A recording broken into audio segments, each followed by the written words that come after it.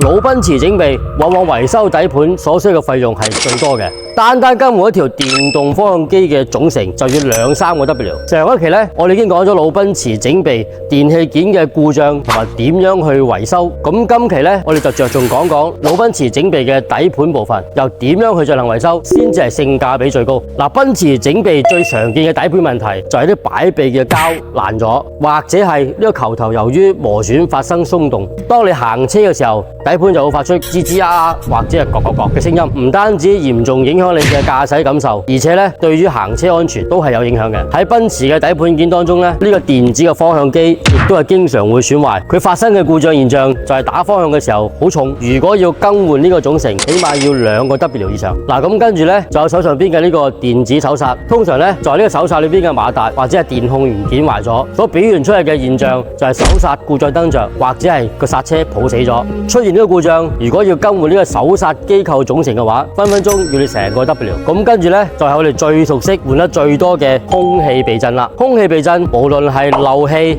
漏油或者係個避震芯、避震頭異響，都係可以維修嘅。而且當你維修完之後，能夠恢復翻原廠避震嘅性能。嗱，咁而家魯賓馳整備嘅底盤件、電器件點樣進行維修，我已經介紹完啦。如果大家對於魯賓馳整備有咩諗法嘅話，歡迎評論區留言。我維修賓馳25年嘅彭 Sir，幫你慳錢整 Benz。